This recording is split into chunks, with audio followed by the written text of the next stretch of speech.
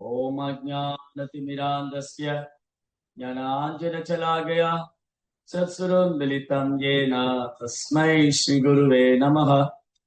नमो विष्णुपादाय कृष्णप्रेष्ठाय भूतले श्रीमते भक्तिवेदान्त स्वामीति नामिने नमस्ते सारस्वती देवे गौरवाणि प्रचारिणे निर्विशेष शून्यवादी भाषा तदेशधारिणे जय श्री कृष्णा चैतन्य प्रभु नित्यानंदा श्री अद्वैत गदाधर श्रीवासदि गौर भक्त वृंदा हरे कृष्णा कृष्णा कृष्णा हरे हरे हरे राम राम राम हरे हरे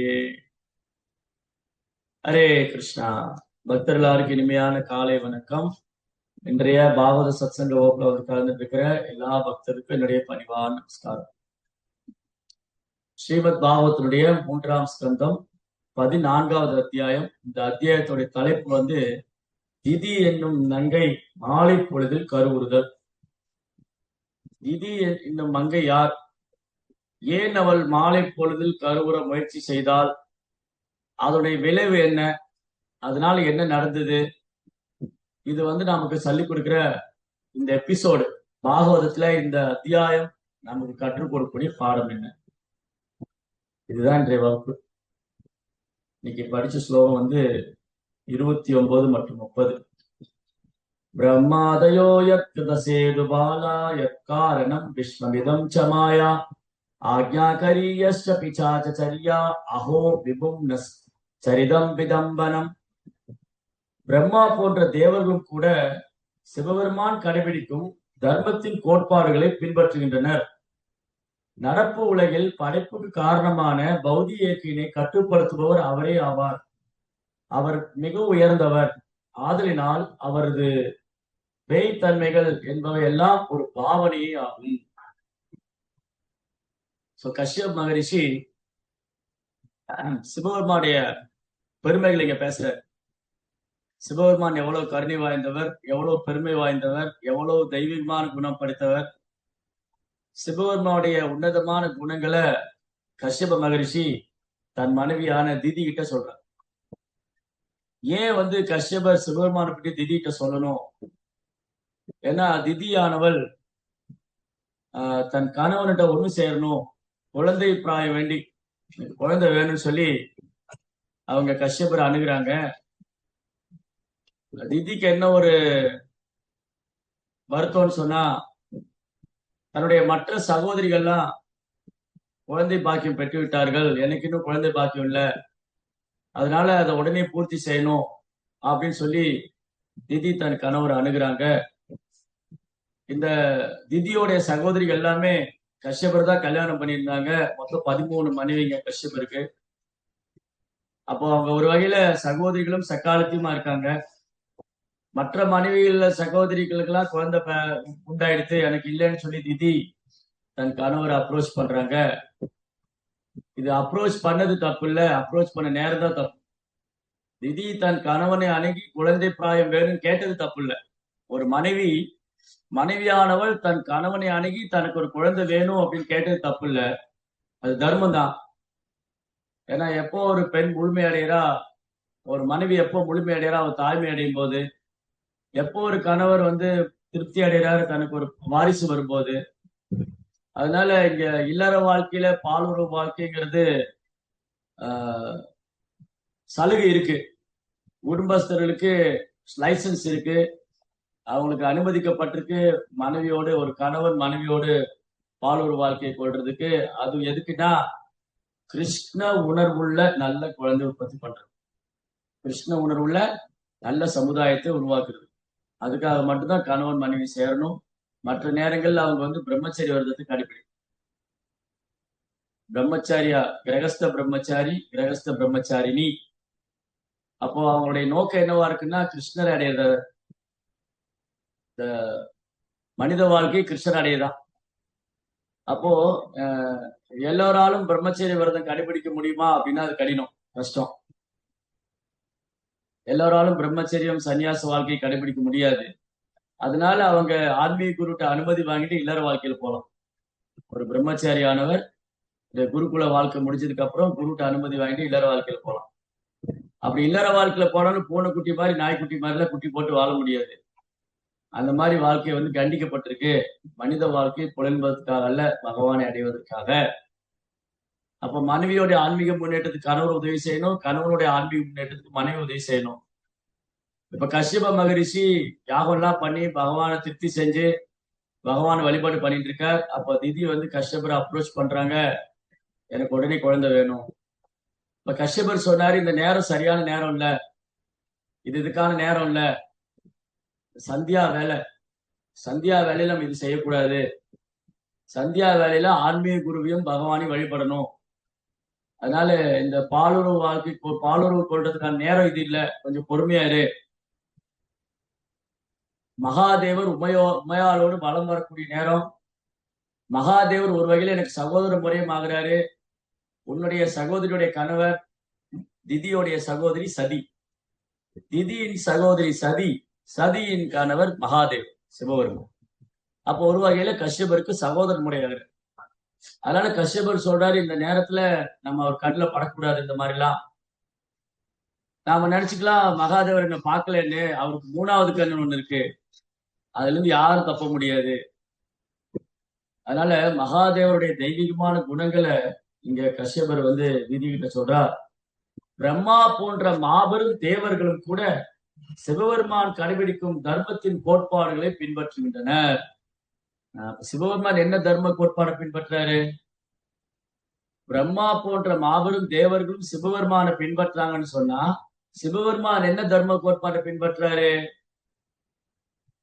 அவர் பின்பற்ற கோட்பாடு தர்ம கோட்பாடு பரோ தர்மா சவே வம்சா பரோ தர்மோ ஏதோ பக்தி ரதோக்ஷே அகை துகியா பிரதிகதா ஏ ஆத்மா சுபஷிததி. சிவபெருமான் எப்பொழுதுமே உன்னதமான பக்தி தூண்டுல லைட்ஸ் இருக்கு. எப்பவுமே கிருஷ்ணாவோட லீலைகளை ஸ்மரணம் பண்ணிட்டே இருக்க.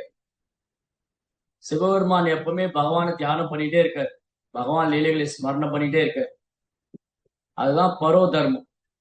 சவே முசா பரோ ஏதோ பக்தி அதோக்ஷஜா. கிருஷ்ணாவுக்கு இன்னொரு பேர் அதோக்ஷஜா, அதோ ஐக்ஷஜா. அப்படின்னா நம்முடைய பௌதிக பார்வைகளுக்கெல்லாம் அப்பாற்பட்டவர் கிருஷ்ணா. நம்முடைய பௌதிக சிந்தனைகளுக்கும் பௌதிக பார்வைக்கும் புலன்களுக்கும் அப்பாற்பட்டவர். அந்த பகவானை எப்படி தியானம் பண்றாரு சிவபெருமான்? அகை துகியா பிரதிகதா. அவருடைய பக்தியில, சிவபெருமானின் பக்தியில எந்த ஒரு உள்நோக்கம் கிடையாது, எந்த ஒரு எதிர்பார்ப்பும் கிடையாது. வேறுமனே பகவானை திருப்திப்படும். அதுதான் ஆத்மாவுக்கு பூர்ணமான சந்தோஷம். சிவபெருமான் வந்து பூர்ணமான சந்தோஷத்துல இருக்க, பூர்ணமான ஆனந்தத்தை அனுபவிக்கிறாரு. ஏன்னா அவர் ஏகாத்ம நிறைஞ்சு, அவருக்குன்னு எந்த விதமான பௌதிக தேவைகளோ பௌதிக பற்றுதலோ பௌதிக ஆசையோ எதுவும் துளி கூட கிடையாது சிவபெருமான். அதனால பிரம்மா போன்ற தேவர்கள் கூட சிவபெருமான் பின்பற்றக்கூடிய தர்மத்தின் கோட்பாடுகளை பின்பற்றுகின்றனர். நடப்பு உலகின் படைப்புக்கு காரணமான பௌதிக இயற்கையை கட்டுப்படுத்துவோர் அவரே ஆவா. இந்த மெட்டீரியல் வேர்ல்டுக்கு இன்சார்ஜ்.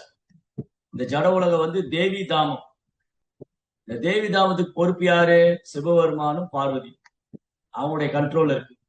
சிருஷ்டி ஸ்ருதி பிரளய சாதன சக்தி ரேகா சாயே வயஸ்ய புவனானி விபர்த்தி துர்கா இச்சார ரூபம் அபியஸ்ய சதேச தேசா கோவிந்தமாதி புருஷம் தமகம் வஜாமி. படைத்தல் காத்தல் அழித்தல் இதெல்லாம் துர்கையினால பண்ண முடியும். சிருஷ்டி ஸ்ருதி பிரளய சாதன சக்தி ரேகா. யாருடைய சக்தி? சக்தி சக்தின்னு சொன்னா சக்திமான் யாரு? ஓ, சக்தி சக்தி சக்தின்னு சொன்னா அது யாருடைய சக்தி? எந்த சக்தி? சக்திமான் யாரு? இந்த கேள்வி. சிருஷ்டி ஸ்ருதி பிரளய சாதன சக்தி ரேகா சாயேவ யஸ்ய புவனானி பிபர்தி துர்கா. துர்கா யாருடைய சக்தி? விஷ்ணு சக்தி. விஷ்ணு மாயா, மாயா சக்தி. கிருஷ்ணாவுடைய மம மாயா, என்னுடைய சக்திங்கிறது. சோ துர்கா வந்து கிருஷ்ணாவுடைய சக்தி, கிருஷ்ணாவுடைய மாயா, விஷ்ணு மாயா, விஷ்ணு துர்கா. இச்சா ரூபம். இச்சா மீன்ஸ் டிசைர், விருப்பம். யாருடைய விருப்பத்துல செயல்படுறாங்க? இச்சா ரூபம். யாருடைய விருப்பத்துல? கோவிந்தமாதி புருஷம் தமகம் வஜாமி. பகவானுடைய விருப்பத்தில் பேர் செயல்படுறாங்க. அப்ப இந்த ஜட உலகத்தை படைத்து காத்து அழிக்கும் பொறுப்பு மகாதேவருக்கும் பார்வதி உமையாளுக்கும் கொடுக்கப்படும். பார்வதி. அதனால இந்த ஜட உலகத்தினை கட்டுப்படுத்துவோர் அவரே ஆவார். அவர் மிக உயர்ந்தவர். ஆதலினால் அவரது பேய்த்தன்மைகள் என்பவை ஒரு பாவனையாகும். சில நேரம் சிவபெருமான் தன்னை மறந்த நிலையில் இருப்பார். சிவபெருமான் தன்னை மறந்த நிலையில் இருக்கிறதுனால அவர் ஏதோ பேயோ பிசாசோ பிடிச்ச மாதிரி இருக்காருன்னு அர்த்தம் இல்ல. அவர் எப்பவுமே பகவானது லீலைகளை ஸ்மரணம் பண்ணிட்டே இருக்கார். அதனால சிவபெருமானை யாராவது சாதாரணமான தேவராகவோ இல்ல அவர் ஒரு சாதாரண மனிதனாகவோ அல்ல அவர் ஒரு பரிகாசம் பண்ணக்கூடிய விதத்துல பார்த்தாலும் அவங்க நரகத்துக்கு தான் போகும். பெரிய அபராதம். சிவபெருமான் பகவானுக்கு மிகவும் பிரியமானவர். அதனால சிவபெருமானுடைய அடிச்சுவட்டை ஒருத்தர் பின்பற்ற வேண்டுமே தவிர அவரை நகல் செய்யக்கூடாதுன்னு பிரபா சொல்றார். சிவபெருமானுடைய அடிச்சுவட்டை பின்பற்றுறதுன்னா சிவபெருமானை போலே பகவானை நினைவில் கொள்வது, பகவானுக்கு சேவை செய்வது, பகவானுடைய நாம ரூப குணாட்சிகளை பாடுவது, புகழ்வது, இதை செய்யணும். ஆனா பெரும்பாலும் என்ன பண்றாங்க, வட இந்தியால சிவபெருமான நகல் பண்ற மாதிரி அவங்க போதை வஸ்துக்களை பயன்படுத்தும். சிவபெருமான் விஷம் குடிச்சாருன்னு சொல்லிட்டு சிவபெருமான் விஷம் குடிச்சா இவனும் விஷம் குடிக்கணும். ஏன்னா இவன் விஷம் குடிச்சா செத்து போயிடுவான். இவன் விஷம் குடிச்சா செத்து போயிடுவான். அதனால என்ன பண்றது, போதையை போட்டு சிவபெருமான் அந்த விஷம் பருகி போதையில இருந்தாரு, அதெல்லாம் நான் போதை போட்டுக்கிறேன். இது ஏமாற்ற வேலை. சோ இந்த மாதிரி பாவனைகளை நகல் செய்யக்கூடாதுன்னு பிரபா சொல்ற. வாழ்வதற்கு ஒருவன் அவரது அடிச்சுவட்டை பின்பற்ற வேண்டும். மாறாக அவர் விஷம் குடித்தது போன்ற அவருக்கு உரிய சிறப்பியல்புகளை ஒருவன் பின்பற்றக்கூடாது. தேஜேஷான தோஷா. பெரிய மனுஷனுடைய செயலை நம்ம பார்க்கலாம், புகழலாம். பெரிய மனுஷனுடைய அடிச்சுவட்டை நம்ம பின்பற்றலாம். அதை அப்படியே நகல் பண்ணணும்னு நினைக்கிறது முட்டாள். அது அப்படியே நகல் பண்ணணும்னு நினைக்கிறது முட்டாள். அதனால இங்க சிவபெருமானுடைய மகிமைகள் ரொம்ப அழகா கஷ்யப முனிவர் திதிட்ட சொல்ற. சிவபெருமான் எவ்வளவு மங்களமானவர், தெய்வீகமானவர், அனைத்து தெய்வீகமான குணமே நிரம்ப பெற்றவர். சிவபெருமானுடைய 5 சிறப்பு அம்சங்களை பத்தி 2 நாளா பேசிட்டு இருக்கோம். யார் ஞாபகம்? சிவபெருமானுடைய 5 சிறப்பு அம்சங்கள். வைஷ்ணவானா மெதா சம்பு, முதல் தரமான பக்தர். அப்புறம் ஆசு தோசை இல்ல, ஆப்பம் தோசை இல்ல. 5 சிறப்பம்சம் என்னது? ஒண்ணு என்ன சொன்னீங்க? ருத்ர சம்பிரதாயம் தோற்றுவித்தவர். பகவானை அடைவதற்கு சிவபெருமானே தோற்றுவித்த சம்பிரதாயம் ருத்ர சம்பிரதாயம். 12 மகாஜனங்கள் ஒருவர். அப்புறம் இன்னும் 2 வைணவர்களே முதல் தரமானவர். அப்புறம் சம்பிரதாயத்தை தோற்றுவித்தவர், ருத்ர சம்பிரதாயத்தை தோற்றுவித்தவர். 12 மகாஜனங்கள் ஒருவர். 12 மகாஜனங்கள் ஒருவர். இன்னும் 2 பாக்கி இருக்கு. தேவர்களுக்கெல்லாம் பெரியவர் மகாதேவர் பிரபு. தேவர்களே உயர்ந்தவர், சிறந்தவர் மகாதேவர். அவர் சாதாரண தேவர்கள், அவர் மகாதேவர். அப்புறம் இன்னும் ஒண்ணு, அவர் பகவானின் குண அவதாரமாவா. தமோ குணத்துக்கு அதிபர், பகவானின் குண அவதாரம். அதனால சிவபெருமான் பகவானோடு ஒன்றானவர், அதே சமயத்துல வேறானவர். ஒன்றானவன் உருவில் இரண்டானவன். பகவான் கிட்ட இருக்கிற எல்லா தெய்வீகமான குணமும் சிவபெருமான் இருக்கு. ஆனா அளவுல வித்தியாசம் இருக்கு. சிவபெருமான் நான் அன்னைக்கு பேசிட்டு இருந்தோம். நம்ம சாஸ்திரம் என்ன சொல்லியிருக்கு, ஆச்சாரியர் என்ன சொல்றாங்க, சிவபெருமான விஷ்ணு தத்துவத்தோட சேர்த்துக்க முடியாது, ஜீவ தத்துவத்தோட சேர்த்துக்க. சிவபெருமான ஒரு சிவ தத்துவம். அவரு ராமர் நரசிங்கர் வராகிற போல விஷ்ணுடைய அவதாரம் கிடையாது. அதே சமயம் அவர் நம்மை போல சாதாரண ஜீவாத்மாவும் கிடையாது, பிரம்மனை போன்ற ஜீவ தத்துவமும் கிடையாது. அதனால சிவபெருமானை புரிந்து கொள்றது சாதாரண விஷயம் இல்ல. சிவபெருமானுடைய லீலைகள், அவரது மகிமைகள், அவரது தோற்றம், அவரது செயல்கள்லாம் புரிந்து கொள்றது சாதாரண விஷயம் இல்ல. அதனால இந்த பாயிண்ட் என்னன்னு சொன்னா, சிவபெருமான் எந்த அளவுக்கு பகவான் மேல அன்பு வச்சிருக்கார், எந்த அளவுக்கு பகவானுடைய லீலைகளை ஸ்மரணம் பண்ணிட்டு இருக்கார். அப்பேற்பட்ட உன்னதமான ஒரு தெய்வீகமான ஆத்மா சிவபெருமான்.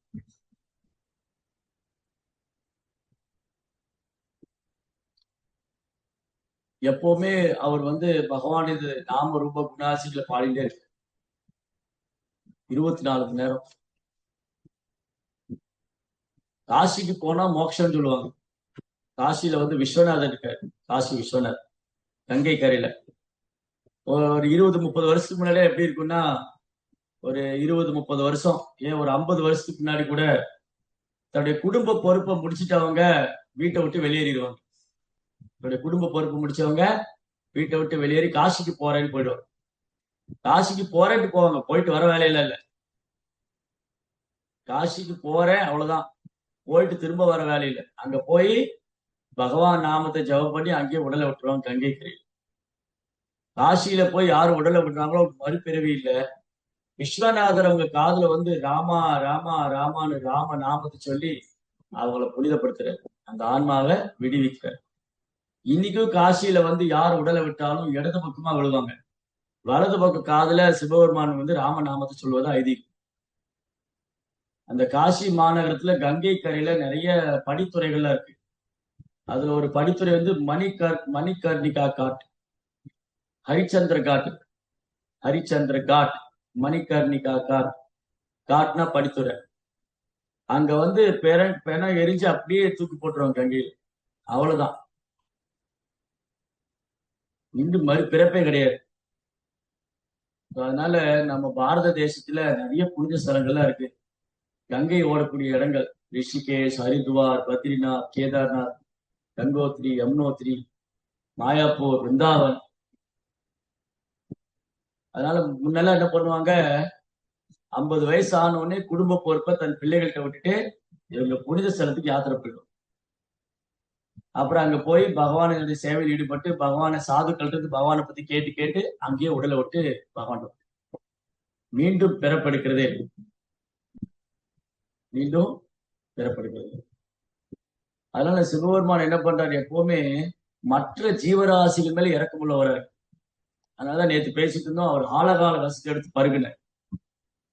தேவர்களுக்காக வேண்டி மற்ற ஜீவன்களுக்காக வேண்டி தன் உயிரை தியாகம் பண்ண தயாரா இருக்காரு பகவானுக்கு சேவைக்காக. நம்ம எல்லாம் பகவானுக்கு சேவைக்காக ஏதோ சின்ன சின்ன சேவை பண்ணுவோம், உயிரை தியாகம் பண்ண தயாரா இருக்குமா? நாளைக்கே நீங்க உயிரை தியாகம் பண்ண சொன்னா யாரும் கோயிலுக்கு வருவாங்க. நீங்க பகவானுக்காக நாளைக்கு உயிரை தியாகம் பண்ணணும் அப்படின்னா, பிரபுஜி கொஞ்ச நாள் பொறுங்க அப்படிதான் சொல்லுவோம். நான் வந்துடுறேன், கடமையெல்லாம் முடிச்சுட்டு வந்துடுறேன். அதனால நாம் யாருமே உயிரை தியாகம் பண்ண தயாரா இல்லை. ஆனா சிவபெருமான் பாருங்க, தன் உயிரையும் தியாகம் பண்றாரு. ஓ, பகவான சேவைக்காக பகவான் சொன்ன இந்த விஷம் எடுத்து பருக சொன்னாரு. Okay, I am ready. அவர் வந்து ரொம்ப ஈஸியா சந்தோஷப்படுத்திடலாம். அதாவது அவர் சொன்ன மாதிரி ஆசுதோஷ், ஆசுதோஷ் அப்படின்னா ரொம்ப சீக்கிரமா சிவபெருமான் திருப்தி அடைஞ்சிருவார். அதனாலதான் இந்த அசுரங்கள் என்ன பண்ணுவாங்க, சிவபெருமான தியானம், சிவபெருமான வழிபடு, சிவபெருமான வழிபட்டு அவர்கிட்ட வரம் வாங்கி கடைசியில வரம் வாங்கின ஒரு தலைமையிலே கைய வைக்கும். ராவணன் என்ன பண்ண, ஒரு தடவை ராமாயணத்துல ராவணன் அவன் அம்மா சொன்னா, டே ராவணா, வீணா போனவனே, என்னெல்லாம் காரியம் பண்ணிட்டு இருக்கு, ஊர்ல இருக்கிற பொண்ணுகள்லாம் கடத்தின்னு வந்துட்டான். கந்தர்வ லோகம், கிண்ணர் லோகம், கிம்புருஷ லோகம், தேவலோகம், எல்லா உலகத்து பொண்ணையும் கடத்தின்னு வந்துட்டான் ராவணன். அவன் வந்து கட்டுக்கடக்காத ஆசை, காமத்தின் சொரூபம் ராவணன். அவன் அம்மா கை கசி சொன்னா, அடே ராவணா, இப்படி பாவம் மேல பாவம் பண்றியடா, செய்யம்மா, நான் என்ன பண்ணணும்னா நேர கைலாசத்துக்கு போ, மகாதேவரை திருப்தி பண்ணி அவர்கிட்ட ஆத்மலிங்கம் வாங்கிட்டு வர. ஆத்மலிங்கம். அவனே சிவபெருமானும் வராரு, சாரி ராவணன் வராரு கைலாசத்துக்கு. கைலாசத்துல வந்து ராவணன் என்ன பண்ணாரு, கைலாச மலையை தூக்குறாரு, கை அடியில விட்டு கைலாச மலையை தூக்கிட்டு போறான். சிவபெருமான் என்ன பண்ணாரு, தன் கால் கட்டை விரலால ஒரு அழுத்து அழுத்தினாரு, அவன் கை உள்ள மாட்டிக்கு, 20 கை மாட்டிக்கிச்சு அந்த மலைக்கு அடியில. உடனே என்ன பண்ணா, இவன் சிரமப்பட்டு 2 கையை வெளியே எடுத்து தன் வயிறை கிழிச்சு அதுல வந்து இந்த யாழ்னு ஒரு இசைக்கருவி பண்ணான், யாழ் இசை. இந்த யாழ் இசைக்கருவி பண்ணிட்டு அவன் சங்கரனுக்கு பாமாலை ஆபரணமா சங்கராபரணம். சங்கரனுக்கு அவர் சிவபெருமானை குறித்து பாடுற பாமாலை, அந்த குடலை உருவி அந்த இசைக்கருவி வாசிச்சு சிவபெருமான சந்தோஷப்படுத்துறாரு. சிவபெருமானும் சந்தோஷமாயிட்டாரு. உடனே கேட்டாரு, சிவபெருமான் கேட்கிறார், ராவணா உனக்கு என்ன வேணும் கேளு, உனக்கு என்ன வேணும்? ராவணன் எதுக்காக போனாரு? ஆத்மலிங்க வேணும். ராவணன் பார்வதியை பார்த்தாரு. ஓ, இந்த பார்வதி ரொம்ப அழகா இருக்கா. ஓ சிவபெருமானை, பார்வதி என் கூட அனுப்பு. எப்படி? சிவபெருமான் வரம் கொடுத்துட்டாரு, என்ன வேணும் கேளுட்டாரு. என்ன கேட்டாலும் தரேன், நீ பார்வதி என் கூட அனுப்பு. பார்வதி கோவம் வந்தது. இந்த அயோக்கியனுக்கு என்ன துணிச்சிருந்தா என் பிரபுட்டியே வந்து என்ன அனுப்புன்னு சொல்லுவான். பார்வதி ஒரு கண்டிஷன் போட்டாங்க. இப்ப சிவபெருமான் முடியாதுன்னு சொல்ல முடியாது. சோ வைஷ்ணவ ஆச்சாரியர் என்ன சொல்றாங்க தேவர்களை பத்தி சொல்லும்போது, தேவர்களை நம்ம சந்தோஷப்படுத்திட்டோம்னா அவங்க கட்டாயம் வரம் கொடுத்துதான் ஆகணும். அவங்க மறுக்க முடியாது. they have to bound to give the boon. ஒரு தேவதை நம்ம மேல திருப்தி அடைச்சிட்டான்னு வச்சுக்கோங்களேன், அவங்க வந்து வரம் கொடுத்தே ஆக வேண்டிய சூழ்நிலை ஆயிடுவார். சூழ்நிலை கைதி ஆயிடுவார். அவங்க என்ன ஆயிடுறாங்க? சூழ்நிலை கைதி ஆயிடுறாங்க. அதனால இங்க என்ன நடந்தது? சிவபெருமான் வந்து மறுக்க முடியல. பார்வதி போகணும், ராவணன் கூட. அவன் பார்வதி ஒரு கண்டிஷன் போடுறாங்க. ஓகே, நான் உன் கூட வரேன் ராவணா, நான் உன் கூட வரேன். ஆனா ஒரு கண்டிஷன், வேற எந்த பொண்ணையும் நீ பார்க்க கூடாது, வேற எந்த பொண்ணையும் நீ பார்க்க கூடாது. சரி, ராவணன் கூட புஷ்ப விமானத்துல சீதைய சரி பார்வதிய புஷ்ப விமானத்துல ஏத்திட்டு ராவணன் ஆகாச மார்க்கம் வந்துட்டு இருக்கான். அதுக்கு பார்த்தா ஒரு அழகான நந்தவனம். அந்த நந்தவனத்துல தங்க பதுமை மாதிரி ஒரு பொண்ணு, அப்படி கண்கள்லாம் தாமரை இதழ் மாதிரி இருக்கு, தங்க பதுமை. இந்த பொண்ணை பார்த்த உடனே பார்வதி விட்டுட்டு அந்த பொண்ணுக்கு தேடி போயிட்டான். ராவணன் மாதிரி உள்ளவங்களுக்கு எப்பவுமே ஒன்னோட ஒண்ணு பெட்டரா தெரியும். ஓ, இதோட அது நல்லா இருக்கு, அது அவனுடைய கட்டுக்கடங்காத ஆசை, காமம். சோ அவன் என்ன பண்ணான்? இந்த பார்வதியை விட்டுட்டு நேரா மண்டோதரி கூட்டிட்டு வந்தான். மண்டோதரி தான் லங்கேஸ்வரி, லங்கையினுடைய ராணி. மண்டோதரி கல்யாணம் பண்ணிட்டான். அப்ப கைகை சொன்னா, அட விட்டாலே, நான் உன்னை எதுக்குடா அனுப்பிச்சேன்னா, உனக்கு எதுக்கு அனுப்பிச்சேன்? ஆத்மலிங்கம் வாங்கிட்டு வரேன்னா மண்டோதரி கூட்டிட்டு வந்துருக்காங்க. அப்புறம் திரும்பியும் போய் சிவமான சந்தோஷப்படுத்தி ஆத்மலிங்கம் வாங்கிட்டு வந்துட்டான். ஆத்மலிங்கம் எடுத்துட்டு வரும்போதுதான் அது வழியில என்ன பண்ணுவார், கணபதி வந்து அவனை ட்விஸ்ட் பண்ணி விட்டுருவார். கணபதி அப்படின்னா விநாயகர். விநாயகா அப்படின்னா வினயங்களை கொடுக்கவும் செய்வார், வினயங்களை தடுக்கவும் செய்வார். நமக்கு வாழ்க்கையில நம்ம பாதையை தெளிவுபடுத்தவும் செய்வார், பாதையில தடங்களும் ஏற்படுத்துவார் அவர் நினைச்சா. இவன் ராவணன் ஆத்மலிங்கத்தை தூக்கிட்டு போகும்போது விநாயகர் வந்து அவனை டைவர்ட் பண்ணி விட்டார். ஆத்மலிங்கத்தை கீழே வைக்காம எடுத்துட்டு போகணும்.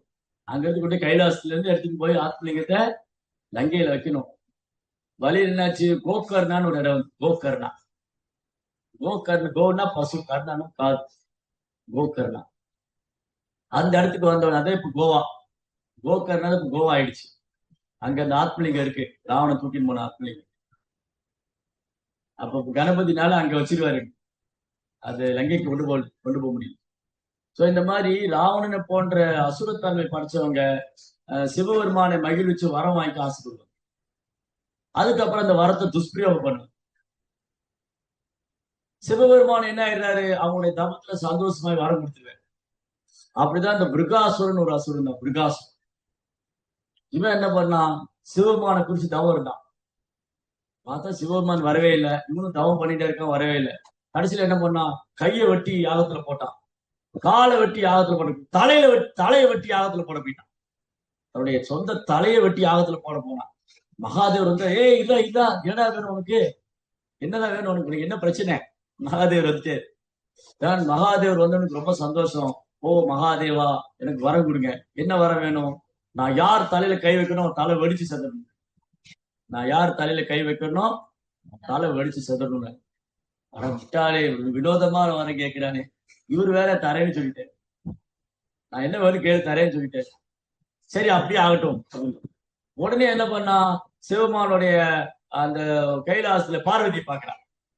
பார்வதி பார்த்த உடனே, நான் வந்து பார்வதி அடையணும், இதுக்கு யாரு அடைஞ்சிருப்போம்? சிவபெருமான். அப்ப அவர் தலையில கை நான் வந்து பார்வதி அடையணும்னா எனக்கு யாரு இப்ப டிஸ்டர்பன்ஸா இருக்காரு? சிவபெருமான். அவர் இடைஞ்சில இருக்காரு. அப்போ வரம் தந்த தெய்வத்து மேலே கையை சிவபெருமான் ஓட ஆரம்பிச்சிட்டாரு. இவன் விருகாசுரன் துரத்திட்டே வரான். சிவபெருமான் வந்து கைலாசம் வந்து ஓடுறாரு. இவன் வந்து சிவபெருமான் தலையில கை வைக்க போயிட்டான். திக்கற்றவருக்கு தீனபந்து, ஒரே அடைக்கலம் பகவான் தான். வைகுந்தத்துக்கு ஓடி வந்துட்டார் மகாதேவர். ஓ பகவானே, கிருஷ்ணா, கேசவா, நாராயணா. பகவான் கேட்டார், மகாதேவர் எங்கிருந்து ஓடி வரீங்க நீங்க? இந்த விருகாசுரனை துரத்தின்னு இருக்கான். அவன் ஏன் உங்களை துரத்துறான்? நான் அவனுக்கு வரம் கொடுத்தேன். என்ன வரம் கொடுத்தீங்க? யார் தலையில கை வைக்கணும் தலை வடிச்சு போட்டு. என்ன இப்படி வினோதமான வரம் கொடுத்துட்டீங்களே. சரி, அவனை நான் பாத்துக்கிறேன், விடுங்க, நீங்க ஓய்வு எடுங்க, நான் பாத்துக்கிறேன். கிருஷ்ணா வெளியில வர்றாரு. அவர் வந்து ஒரு சின்ன குழந்தையா வர்றாரு. வாமனமூர்த்தி மாதிரி ஒரு 5-6 வயசு குழந்தை. அந்த மாதிரி வெளியில வராரு. அந்த வைகுண்டத்துக்கு வெளியில வந்த உடனே அவன் தேடிட்டு இருக்கான், எங்க அந்த மகாதேவர். அவன் அங்கேயும் ஓடுறான். இந்த விருகாசுரன், அவனுடைய அப்பா பேர் வந்து சகுனி. விருகாசுடைய அப்பா பேர் சகுனி. இந்த என்ன பண்ண இந்த குழந்தை, ஏய் சகுனியின் மகனே அப்படின்னு கூப்பிடுறாரு. சார்ராது எங்க அப்பா பேரை சொல்லி கூப்பிடுறாங்க. திரும்பி பாக்குறான். நீ என்ன சொந்தக்காரர் எனக்கு? எப்படி எங்க அப்பா உங்களுக்கு தெரியும்? அதெல்லாம் இருக்கட்டும், நீ யாரை தேடிட்டு இருக்க? நீ யாரை தேடுற? நான் வந்து சிவபெருமானை தேடிட்டு இருக்கேன். நீயே அவரை தேடுற? அவர் வரம் கொடுத்துட்டு எங்களுக்கு தப்பிச்சிட்டாரு. அவர் வரம் கொடுத்துட்டு என்கிட்ட தப்பிச்சாரு. என்ன வரம் கொடுத்தாரு? அவர் வந்து நான் யார் தலையில கை வைக்கணும் தலை வெடிச்சு போயிருந்தேன். ஓ அப்படியா? ஆமா, நான் அதை பரீட்சை பண்ண பார்த்தேன், என்கிட்ட தப்பிச்சிட்டாரு. ஓ, இந்த குழந்தை பேசுறாரு. பகவான் வந்து குழந்தை ரூபத்துல பேசுறாரு. ஓ, நீ வந்து நான் உன்னை ரொம்ப பெரிய புத்திசாலி நினைச்சேன். சகுனின் மகனே, நான் உன்னை ரொம்ப புத்திசாலி நினைச்சு, நீ முட்டாளா இருக்கியே. என்ன இப்படி சொல்ற நீ? ஆமா, போய் சிவபெருமானை யாரா நம்புவாங்களா? அவர் ஸ்மசானத்துல வந்து இருக்கிற சாம்பலை மேல பூசிருப்பாரு. பைத்தியம் மாதிரி எதுவும் உட்காந்து நினைச்சிட்டு இருப்பாரு. அவருக்கு நிதான புத்தி கிடையாது. அவர் என்ன நினைக்கிறாரு, என்ன பண்றாரு தெரியாது. அவர் சொல்றதெல்லாம் உண்மையை நம்பிட்டு இருக்கீங்க. யாராவது அவர் நம்புவாங்களா? யாருமே, முட்டாள் கூட அவர் நம்ப மாட்டாங்க. என்ன குழந்தாய் நீ இப்படி சொல்ற? ஆமா, நான் உறுதியா சொல்றேன், எனக்கு சிவபெருமான் நம்பிக்கை கிடையாது. உனக்கு சந்தேகமா இருக்கா, உன் தலையில கை வச்சு பாரு. உனக்கு சந்தேகமா இருந்தா உன் தலையில கை வச்சு பாருங்க. இவனும் அந்த குழந்தையோட பேச்சு கேட்டு பகவான் வந்து ரொம்ப சாமர்த்தியமா பேசினார். கிருஷ்ணா வந்து பேச்சுலயும் சாமர்த்தியமா, எல்லா கலை, 1000 கலைகள் 64 எக்ஸ்பர்ட் கிருஷ்ணா. அந்த 64 கலையோட பிறப்பிடமே அவர்தான். ஒரு பேசின உடனே இந்த பையன், இந்த விருகா என்ன பண்ணா, அந்த குழந்தை பேச்சுக்கிட்டு தன் தலையில கை வச்சா அவன் தலை படிச்சு சுக்குநூறா போச்சு. பெரிஸ், அவ்வளவுதான். அப்புறம் வந்து சொன்னார் மகாதேவர்கிட்ட. பகவான் சொன்னார், மகாதேவா, இந்த மாதிரி அசுரங்களுக்கு வர கொடுக்கும்போது கவனமா இருக்கணும். அசுரங்களுக்கு வர கொடுக்கும் போதே கவனமா இருக்கணும். இன்னொரு முறை என்ன நடந்தது? இந்த பானாசுரன் ஒரு அசுரன் தான். பானாசுரன், அவனுக்கு வந்து 1000 கை, 1000 கை. யோசிச்சு பாருங்க, 1000 கை. 2 கை வச்சுட்டு நம்ம சும்மா இருக்கிறது இல்ல. 1000 கை இருந்தா என்னென்ன வேலை பண்ணும். இந்த பானாசுரனுக்கு 1000 கை இருந்தது. அவன் வந்து என்ன பண்ணான், ஒரு நாள் 1000 கை கொண்டு இசைக்கருவி வாசிக்கிறான். மிருதங்கம், கர்த்தாலு, இந்த டமரு எல்லாம் வாசி, எல்லாம் பல பல ஆயுதங்கள் கருவிகளை கொண்டு வாசி சிவபெருமான சந்தோஷப்படுத்த. அப்புறம் என்ன பண்ணான்னா, ஒரு நாள் சிவபெருமான்ட்ட வந்தான். யாரு? பானாசுரன். ஓ மகாதேவா, எனக்கு வந்து நீங்க 1000 கை கொடுத்துருக்கீங்க, எனக்கு வேலையே இல்லைன்னு. அதனால என்ன பண்றேன், சில நேரம் எனக்கு போகும் வந்து நான் மலைகள்லாம் உடைக்கிறேன். பெரிய பெரிய மலையை போய் குத்தி உடைச்சு பீஸ் பீஸ் ஆகி மரங்களை வேரோட புடுங்குவோம். கைக்கு வேலை வேணுமே. நம்ம பாருங்க, நம்ம சும்மா இருந்தா என்ன பண்ணுவோம், மைண்ட் ஏதாவது வேலை செய்யும். மைண்டுக்கு வேலை கொடுத்துக்கிட்டே இருக்கு. அன்னைக்கு பேசியதுல போன வாரம், devil ideal mind is devil workshop. சும்மா இருக்கிற மனசு பேய்களில் கூடாரம். சும்மா இருந்ததுன்னா மனசு என்ன பண்ணும், பேய்த்தனமான வேலையெல்லாம் செய்யும். அடுத்தவங்களை தொந்தரவு பண்றது, குழப்பம், கவலை, பயம், இதெல்லாம் வரும். டெவில் வர்க்ஷாப், பேய்களின் கூடாரம், பேய்கள் வேலை செய்யற கூடாரம். சும்மா இருந்தா பேய் வேலை செய்யற கூடாரம். இல்ல பிரபு, நான் சும்மா இல்ல, மொபைல் போட்டுதான் இருந்தேன். மொபைலே ஒரு பேய் தான். பிரபு, நான் சும்மா இல்ல, மொபைல் கூட இருந்தேன். அப்ப மொபைலுங்கிற பேய் பிடிச்சிருச்சு. மொபைலுங்கிற பேய் பிடிச்சிருச்சு. சோ இப்படி இந்த மனது வந்து பேய்களின் கூடாரமா இருக்கக்கூடாது. இந்த பானாசுரன் என்ன பண்ணா, அவனுக்கு வந்து இந்த 1000 கைக்கு வேலை வேணும். அவன் நேர சிவபெருமான்ட்ட வந்தான். ஓ மகாதேவா, எனக்கு நீங்க 1000 கை கொடுத்துருக்கீங்க, எனக்கு வேலை இல்லை, நான் யாருடையும் சண்டை போடணும், ஆனா நான் உங்க கூட சண்டை போட மாட்டேன், ஏன்னா நீங்க எனக்கு பிரியமானவர், நீங்க என்னுடைய வழிபடக்கூடிய தெய்வம், நான் எப்படி உங்க கூட சண்டை போடுறது, எனக்கு வேலை கொடுங்க. சிவபெருமானுக்கு புரிஞ்சு போச்சு இவனுக்கு வீண் அகங்காரம், இந்த 1000 கை இருக்குங்க கர்வத்துல ஆணவத்துல செருக்குல பேசுறான். அடே பானாசுரா, உனக்கு 1000 கைக்கு ஒரு நாள் வேலை வரும், அப்போ உன்னுடைய அகங்காரம் எல்லாம் வெட்டி பீஸ் பீஸ் ஆயிடும், துண்டு துண்டு ஆக்கிடுவாரு. ஓகே, சிவபெருமான் ஏதோ சொல்றாரு, என்ன நடக்க போகுது? உனக்கு வந்து நீ சண்டை போடணுமா, அந்த துவாரகையில வாசுதேவன் இருக்கு, வாசுதேவ கிருஷ்ணா வந்து உன் 1000 கை வெட்டி வீழ்த்துவார். ஓ அப்படியெல்லாம் சண்டை வருமா? அப்போ பானாசுரன் கேட்டாரு, ஓ மகாதேவா, எனக்கு எப்ப ஆபத்துல நீ வந்து கூட நிக்கணும், எப்ப ஆபத்து வந்தாலும் நீ கூட நிக்கணும். ஓகே ரைட், மகாதேவர் சொன்னாரு, வாக்கு கொடுத்திருக்காரு, நான் வரேன். இப்ப என்ன ஆச்சு, பானாசுரனுடைய அரண்மனையில பானாசுரனுக்கு ஒரு பொண்ணு இருந்தா, உஷான்னு ஒரு பொண்ணு. அந்த பொண்ணு ராத்திரி ஒரு கனவு கண்டா. அந்த கனவு ஒரு அழகான வாலிபன். அந்த பொண்ணு உஷாவுக்கு சித்திரலேகான்னு ஒரு ஃப்ரெண்டு, சித்திரலேகா. அவ ரொம்ப சித்திரான படம், ரொம்ப அழகா படம் வரைகிறவன். இந்த உஷா போய் சொன்னா, ஓ தோழியே, நேற்று இரவு என் கனவில் ஒரு ஹேண்ட்ஸமான யங் பாய் வந்தார், நேற்று இரவு என் கனவுல ஒரு அழகான வாலிபன் வந்தாரு, அவர் நீ வரைச்சு காமிக்கிறியா? இந்த பொண்ணு என்ன பண்ணா, ஒரு ஒரு ஒரு ஒரு ஒரு இதை எடுத்து அந்த சாட்ல வரைகிறான். அப்படி அதுல வரையும் போது அதுல கிருஷ்ணரை வரைகிறான். அவ சொன்ன அடையாளம் வச்சுட்டு, உஷா சொன்ன அடையாளம் வச்சு இந்த பொண்ணு வரைஞ்சா அதுல கிருஷ்ணர் வர, அந்த போட்டோ அந்த சித்திரத்துல கிருஷ்ணரை பார்த்த உடனே இவருக்கு வெக்கம் வந்துருச்சு. உஷாவுக்கு கண்களை மூடிட்டா. இவரை மாறியதா இருந்தாரு, ஆனா இவர் இல்ல, இவரை மாறியதா இருந்தாரு. மழைக்காலத்து மேகத்து ஒத்த நிறம், தாமரை போல கண்கள், ஆனா இவர் இல்ல. ஓ அப்படியா, நான் இன்னொருத்தர் வரைகிறேன். அந்த சித்திரலேகா இன்னொருத்தர் வரைஞ்சா, அவரை பார்த்தோன்னே அவரோட வெக்கம் இன்னும் கொஞ்சம் அதிகமாயிடுச்சு. இவரை மாறியதா இருந்தாரு, இவர் கிடையாது. இவரு மாறியதா இருந்தா, இவர் இல்ல, அவரு பிரத்யும்னா, கிருஷ்ணாவுடைய பையன் பிரத்யும்னா. அதுக்கப்புறம் இன்னொரு படம் வரைகிறா. அந்த படத்தை பார்த்து உஷா கண்ணு, இவருதான் இவருதான் இவருதான் கண்ணு மூடிட்டான். அவன் தான் அனிருத். அனிருத் தான் மியூசிக் டைரக்டர் இல்ல, இந்த அனிருத் வந்து கிருஷ்ணாவுடைய பேரன். அனிருத்தை வரைஞ்சான். அனிருத்தை பார்த்தோன்னே இந்த பொண்ணு கண்ணை மூடிண்டா. இவர் தான் நான் கனவுல பார்த்தேன், இவரை கல்யாணம் பண்ணிக்கணும், இவர் என் காதல் நான் வரணும், நான் கல்யாணம் பண்ணிக்கணும். ஓ இந்த சித்திரலேகா வந்து அவர் ஆகாசத்துல பறக்கிறோம், அவளுக்கு நிறைய மாயசக்தி எல்லாம் இருக்கு. அவ சொன்னா, இந்த பையன் வந்து துவாரகையில் இருக்கான், நம்ம போய் கடத்திட்டு வந்துடலாம். அந்த காலத்துல பாருங்க, மாப்பிள்ளையே கடத்திட்டு வந்திருக்காங்க, பையனே கடத்திட்டு வந்திருக்காங்க பொண்ணு போய். அதனால இந்த காலத்துல ஆச்சரியப்படுறதுக்கு ஒண்ணும் இல்லை கலியுகத்துல. அப்ப உஷாவும் சந்திரலேகா என்ன பண்ணாங்க, ராத்திரியோட ராத்திரியா போய் துவாரகையில அனிருத்தோட அந்த புறத்துல கட்டிலோட அவன் தூக்கிட்டாரு. அவ்வளவுதான், அபேஸ் பண்ணாரு. எல்லாரும் துவாரகையில தூங்கிட்டு இருக்காங்க. உஷாவும் அந்த சித்திரலேகாவும் போய் அனிருத்தை கடத்திட்டு வந்துட்டார். காலையில் அனிருத் எந்திரிச்சு பாக்குறாரு, ஏதோ அரண்மனையில இருக்காரு, அவர் துவாரகையில் இல்ல. பார்த்தா அந்த அரண்மனையில அழகான நந்தவனம், அங்கங்க தாமரை குளங்கள், எங்கு பார்த்தாலும் விலை மதிக்க முடியாத ஆபரணங்களால் அலங்கரிக்கப்பட்ட தோரணங்கள், அங்க ஒரு அழகான பொண்ணு ஊஞ்சல் ஆடிட்டு இருக்கா.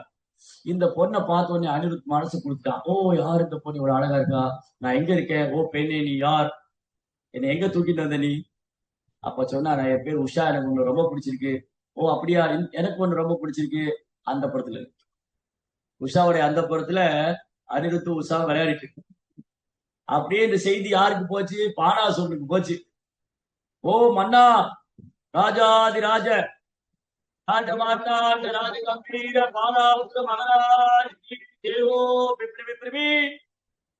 என்ன வாயில் காவலர்களே, என்ன செய்தி கொண்டு வந்திருக்கீங்க?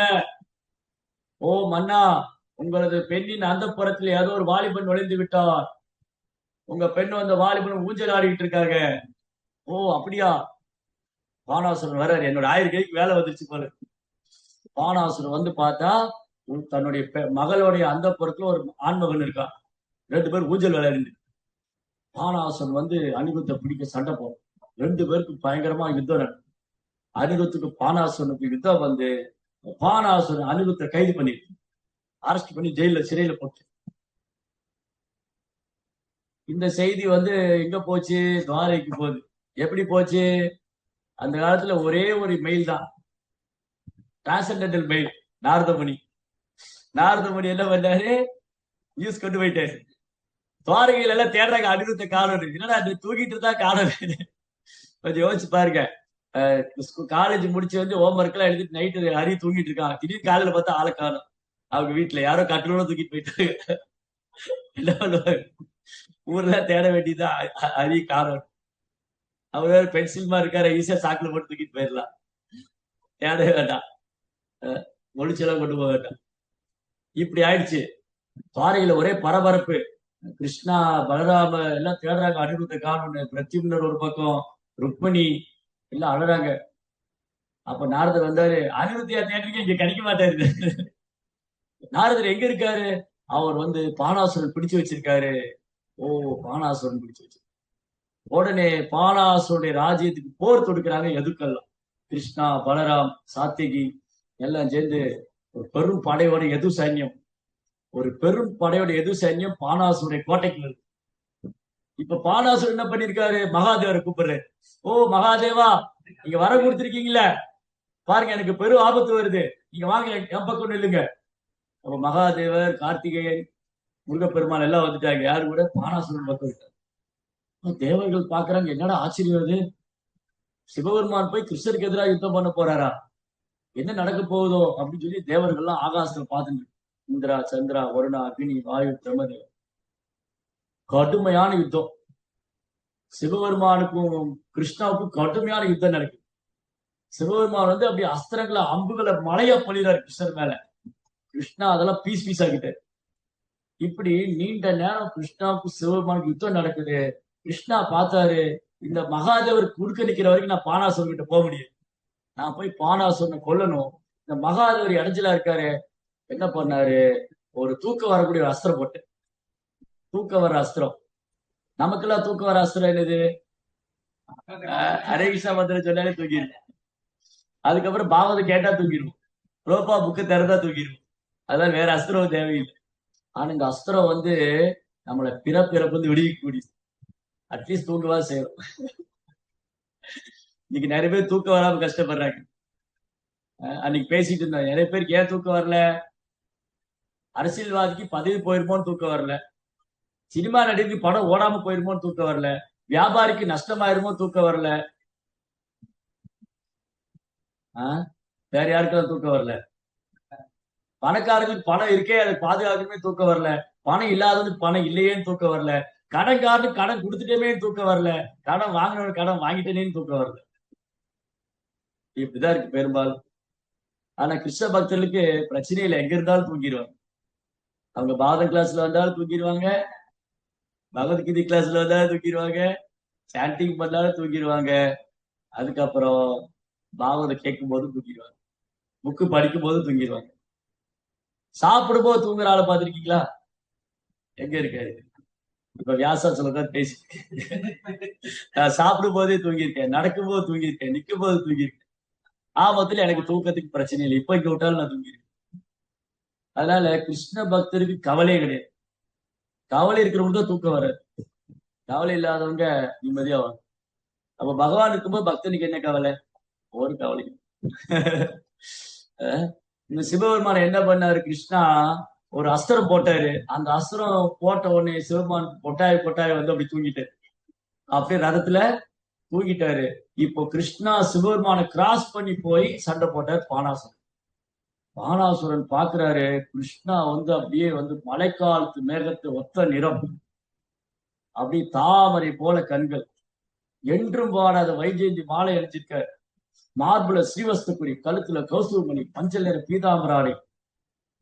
அந்த வாசுதேவ கிருஷ்ணரை வந்து நேருக்கு நேர் பார்க்கிறார் பானாசுரன். பானாசுரன் கிருஷ்ணருக்கு பயங்கரமான யுத்தம். 1000 கை பானாசு, 1000 கையில வேல், ஈட்டி, வால், சூளம், கத்தி, கதை, கையில கிடைக்கிறதெல்லாம் தூக்கி போடுறோம். கிருஷ்ணா எல்லாத்தையும் பீஸ் பீஸ் ஆக்குறாரு. கிருஷ்ணாவுடைய வில்லு பேர் என்ன தெரியுமா? சாரங்கம். அதனால கிருஷ்ணாவுக்கு பேர் சாரங்கபாணி. ராமர் கோதண்டபாணி, கோதண்டம். சோ கிருஷ்ணா தன் சாரங்க வில்லு எடுத்து அந்த ஒரு அம்புதான் வச்சிருப்பாரு.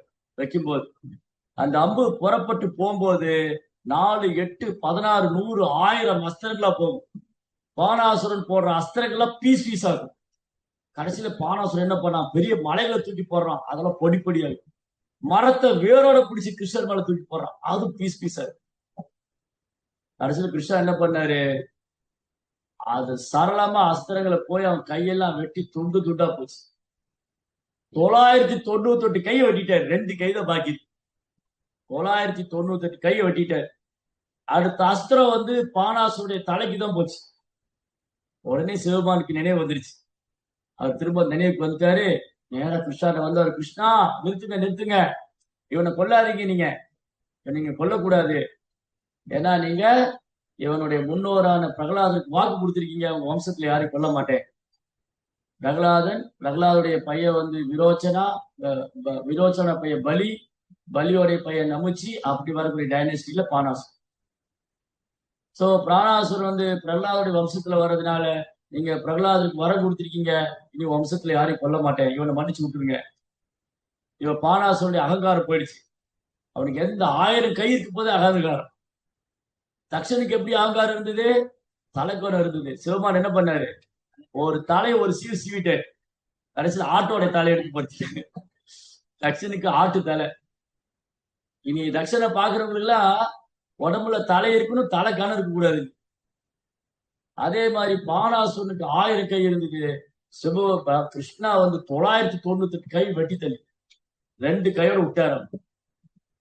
பானாசுரன் மன்னிப்பு கேட்டாரு. கிருஷ்ணா, என்ன மன்னிச்சிருங்க, நான் வீண் கர்வம் கொண்டிருந்தேன், ஆணவம் கொண்டிருந்தேன், அகங்காரம் கொண்டிருந்தேன். ஓ மகாதேவா, உங்க கருணையால நான் பிழைச்சிட்டேன். அதனால வைணவருடைய கருணை இருந்ததுன்னா, வைஷ்ணவரோட பிரார்த்தனை பண்ணிட்டா பகவான் அதை மறுக்க மாட்டார். கௌதேய பிரதிஜானிக்கு நமே பக்த புனிஷ், என் பக்தன் உன்னுடைய வார்த்தையை நான் பொய்யா விட மாட்டேன், என் பக்தன் என்னைக்கு வீண் போறது. சிவபெருமான் வேண்டி கேட்ட உடனே கிருஷ்ணா இந்த பானாசுரனை மன்னிச்சு விட்டார். அதுக்கப்புறம் பானாசுரன் என்ன பண்ணாரு, உஷாவை அனிருத்து கல்யாணம். கும்பகோணத்துல போனீங்கன்னா நாச்சியார் கோயில் ஒரு திவ்ய தேசம், நாச்சியார் கோயில். அங்க வந்து இந்த ஃபேமிலி மேரேஜ் நடந்த ஃபேமிலி எல்லாம் அங்க இருப்பாங்க. கிருஷ்ணா, பலராமர், பிரத்யும்னர், அனிருத்தர், அப்புறம் வந்து ருக்மிணி, அதெல்லாம் பார்க்கலாம். பெரிய கோயில் இருக்கு.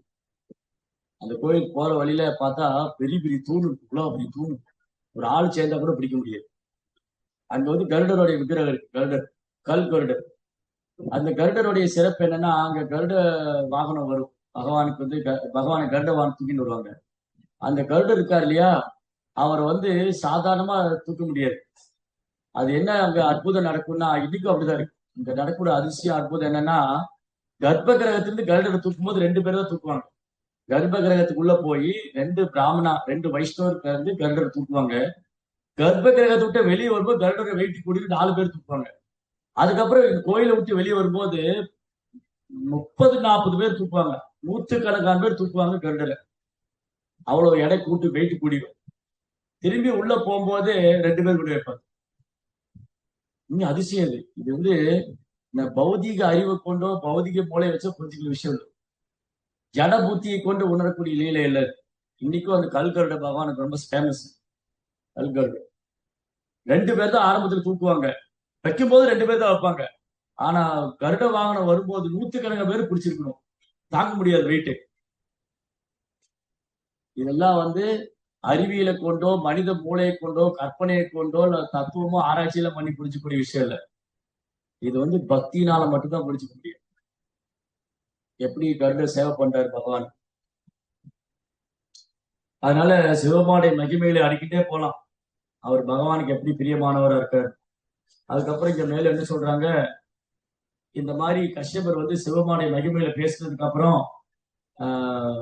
இந்த நேரம் வேண்டாம், இந்த நேரம் வந்து சிவபெருமான் தன் மனைவியோடும் சிவகணங்களோடும் பூதங்களோடும் உலா வரக்கூடிய நேரம், அந்த நேரத்துல நம்ம சேரக்கூடாது, இந்த சந்தியா வேலையில பண்ணக்கூடாது அப்படின்னு சொல்றாரு. ஆனா திதினால தன்னை கட்டுப்படுத்திக்க முடியல, கஷ்யபருடைய ஒரு சதரை பிடிச்சு இழுக்கிறாங்க. திதி இவ்வாறு தன் கணவரால் அறிவுறுத்தப்பட்டும் அவள் பாலுறவு கொள்வதற்கு மன்மதனால் தூண்டப்பட்டாள். எனவே அவள் வெக்கமும் நாணவும் மற்ற ஒரு வரத்தையை போல அந்த சிறந்த அந்தனர் முனிவரின் ஆடைகளை பிடித்து இழுத்தாள். அப்போ 2 விதமான ஆண்கள் பெண்கள் உண்டு. ரெண்டு விதமான ஆண்கள் பெண்கள். இங்க ஒரு பொண்ணு வந்து வெக்கமானம் இல்லாம எப்ப யாரு கூட வேணாலும் சேரலாம்னு நினைக்கிறோம். ஆனா ஒரு பொண்ணு வந்து சாஸ்திரத்துக்கு உட்பட்ட பால் வாழ்க்கை சொல்லும். கணவன் மனைவி சாஸ்திரத்துக்கு உட்பட்ட சரியான பால் வாழ்க்கையில் ஈடுபடும். ஆனா இது இந்த மாதிரி இல்லாதவங்க, புலன்களுக்கு அடிமையானவங்க, அந்த புலன்களை கட்டுப்படுத்த முடியாம நாய் மாறி பூனை மாறியும் சார். அதனால இது இங்க வந்து முக்கியமா கவனிக்க வேண்டிய விஷயம் என்னன்னா, இந்த பாலுறவு வாழ்க்கைங்கிறது எவ்வளவு ஆபத்தான ஒண்ணு. இந்த ஜட உலகத்துல நம்ம கட்டுண்ட வாழ்க்கையில் இருக்கிறது மிக முக்கியமான காரணமே பாலுறவு வாழ்க்கை. அதனாலதான் 4 ஆசிரமத்துல 3 ஆசிரமத்துல பெண்களோட சட்டமே கிடையாது, பாலுறவு வாழ்க்கையே கிடையாது. பிரம்மச்சரிய ஆசிரமம், சன்னியாச ஆசிரமம், இல்லறத்திலிருந்து ஓய்வு பெற்ற ஆசிரமம் 12%. குடும்ப இல்லற வாழ்க்கையில மட்டும்தான் ஒரு ஆண் ஒரு பெண், அதாவது கணவன் மனைவியோடு பாலுறவு வாழ்க்கை கொண்டதுக்கு அனுமதி கொடுத்துருக்கு. அது கூட அனுமதி கொடுத்துருக்குன்னா இஷ்டப்படி எல்லாம் பண்றதுக்கு, அவங்க வந்து தன்னை பாதுகாத்துக் கொள்றதுக்காக. ரொம்ப முக்கியமான விஷயங்க. இந்த பிறப்பிறப்பு சக்கரத்துக்கே முக்கியமான காரணம் அமையக்கூடியது பாலுறவு வாழ்க்கை. அதனால எவ்வளவுக்கு கிருஷ்ண உணர்வுல நம்ம தீவிரமா செயல்படுறோமோ, எவ்வளவுக்கு கிருஷ்ண உணர்வுல நம்ம வந்து வைராக்கியமா இருக்குமோ, அப்ப இதை எதிர்கொள்ளலாம். கிருஷ்ண உணர்வுல வைராக்கியம், தீவிரம், கிருஷ்ணா மேல ஈர்ப்பு. நம்முடைய ஈர்ப்பு வந்து கிருஷ்ணர் மேல இருக்கணும். அப்போ ஜபத்தை கவனமா செய்யணும். அந்த ஜபத்தை எவ்வளவு கவனமா செய்யணுமோ அவ்வளவு நம்ம பாதுகாக்கப்படுவோம். ஹரிதாஸ் தாகூர் 2 முறை பரீட்சை வந்தது. ஒரு தடவை விலை மாது வந்து ஹரிதாஸ் தாகூர் கவர முயற்சி பண்ணாங்க. இன்னொரு முறை மாயாதேவியே வந்தாங்க. ஹரிதாஸ் தாகூர் இளம் வாலிபன், 16-17 வயசு தான் அவருக்கு. ஆனா ஒரு நாளைக்கு 22 மணி நேரம் நாம ஜெபம் பண்ணிட்டு இருக்காரு. அந்த விலை மாதுனாலே ஹரிதாஸ் தாகூரை கவர முடியல. மாயாதேவி, எல்லாரையும் கவரக்கூடிய மாயாதேவினால கூட ஹரிதாஸ் தாகூரை கவர முடியல. ஹரிதாஸ் தாகூர் புனித நாமத்தினால கவரப்பட்டிருக்கார். யார் ஒருத்தர் கிருஷ்ணனுடைய புனித நாமத்தினால கவரப்பட்டிருக்காரோ, பகவானுடைய சேவையில கவரப்பட்டிருக்காரோ, பகவான் மேல கவரப்பட்டிருக்காரோ, அவங்க வந்து தங்களை பாலூர் வாழ்க்கையும் காப்பாற்ற. கவர்ச்சி எங்க இருக்கணும்? பகவானுடைய புனித நாமத்திலையும் பகவான் மேலே இருக்கு. இல்லைன்னா மாயா ரொம்ப அழகா தட்டி தூக்கிடணும், ரொம்ப அழகா ஈஸியா தொக்க எடுத்துக்கணும். அதனாலதான் கிருஷ்ண உணர்வை தீவிரமா பின்பற்றணும்னு சொல்றோம். ஏன் சாதனா வந்து பர்ஃபெக்டா பண்ணணும்? ஏன் சாதனால கவனம் செலுத்தணும்? எனி டைம் வந்து மாயா ரெடியா இருக்கு நம்மளை அட்டாக் பண்றது. சோ இங்க கஷ்யபர் பலவீனமா இருக்கிறதுனால கஷ்யபர் தன் மனைவியோட கோரிக்கையை மறுக்க முடியல. தென் அவர் மனைவியோட சேர்ந்தாங்க. அவருடைய விளைவு என்னன்னா பின்னாடி பார்க்க போறோம். ஹரே கிருஷ்ணா. ஸ்ரீமத் பாகவதம் கி ஜெய். உங்களுக்கு ஏதாவது